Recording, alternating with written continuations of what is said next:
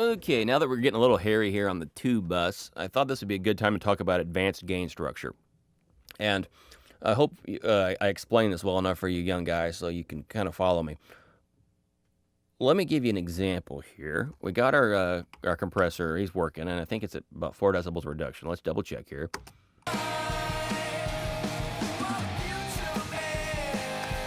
Yeah, about 4 decibels is what we're hitting. Now, normally when we think of a compressor in a vacuum, like a compressor on a vocal or bass or drums, whatever, if we're hitting it at hard enough to knock 4 decibels off, if we back off the threshold so that we're not compressing at all, well, normally we would have less distortion because compressors often bring in, distortion, usually pleasing, but not always. So the problem here, if we back off the distortion and we're not knocking that 4 decibels off, that 4 decibels is going from this right here on our little tube bus. It's going to, that extra 4 decibels is going to flow to everything else. It's the same thing as cranking up the output gain another 4 decibels. So you can run into weird situations. Let me show you. I'm going to pull this down. Hopefully I can talk over it too. Okay, there we are. Now if here, I'm going to go way down. There we go. If I back off this threshold, it's going to get more distorted. And watch this. Well, hell, the damn song changed on me.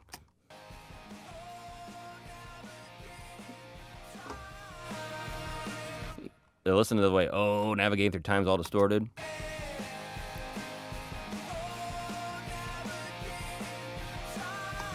So we have to be real careful of if we're making something louder in terms of peakness, and because we're going to send all that signal back down. So we kind of depended on that getting reduced when we added 3 or 4 decibels. So let's go ahead and knock off 4 decibels of compression again here.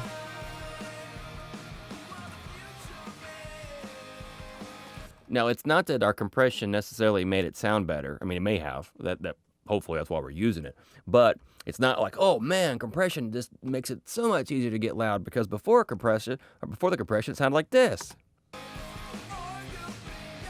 Yeah, it's making an ass out of me because it's not showing my distorted parts enough. But the point here is not that the compressor saved us. It wasn't a life-changing event. It was that we had everything else behind it after the fact set up for the exact level this compressor was changing, and we changed the level. It's the same thing as compressing it and bumping this up 4 decibels. And in that particular instance, we could just say, well, the compressor ruined us. So it's be real careful whenever you're making these generalities before you judge anything, because the signal chain gets really tricky. The cambridge doesn't matter. It's just an EQ. It doesn't care really what we send in and out of it. But this obviously a compressor, it's very dependent. If we turn the level going into this compressor down, it may not compress near as hard. And if we crank it up, it's going to be compressing a lot harder. So it's a dynamic changer. And right after that compressor, we got the Cambridge, then we got Sonoformer, which is another one. It's totally dependent on the output for the tone changes. So let's look at that real quick. We hit play and, yeah, okay. All right, see how hard that Sonoformer's working? Let's give it more signal. Grr. See, so, and if we compress it harder here in the stereo compressor, then we're going to reduce the level output going out of this compressor, and therefore what's going into this compressor will go down. So in that particular instance, aggressive extreme compression will actually reduce the distortion because it's not making everything else after it work so hard. Okay, so let's do that. Let's just crush this thing with compression. Well, this particular compressor I can't crush too hard, but we'll try. It definitely reduces the amount of distortion. We can only go down to -15. If I could go down to like -40, then we'd really hear it back off. And then we just hear the distortion within the compressor. Man, I hope this is coming out less confusing than it is. Than it sounds. I think I'm more confused. But the big deal here is that on any given section, you can always check this stuff yourself, is when you start settling on a compression sound and you decide you're going to let's say you're using 4 decibels reduction. Well, let's say you want to change that to only 2 decibels reduction. Well, you now are sticking out cramming out 2 decibels more coming out of that compressor. So you need to account for that on the makeup gain. That's a big deal when you start getting 4 and 5 processors here in a row that all depend on that level. Just make sure your levels stay the same. And so let me give you a quick example here. Let's go back to knocking off just 4 decibels. Okay, and now I'm going to get the output gain about where we had it.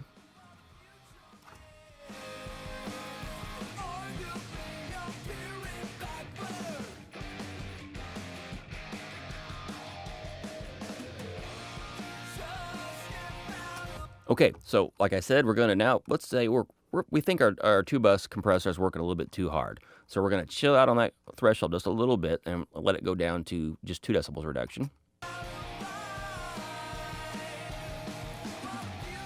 And then to match that, and we have to eyeball because UADs has their little stupid ways and they can't put numbers on here like everybody else. Okay, so do that. And that should get us in that same basic ballpark.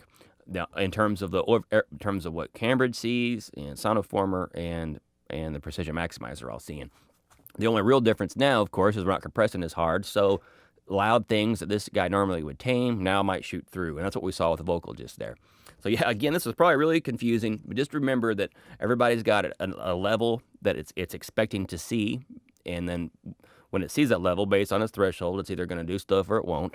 And then there's a certain level that you should send to the next guy.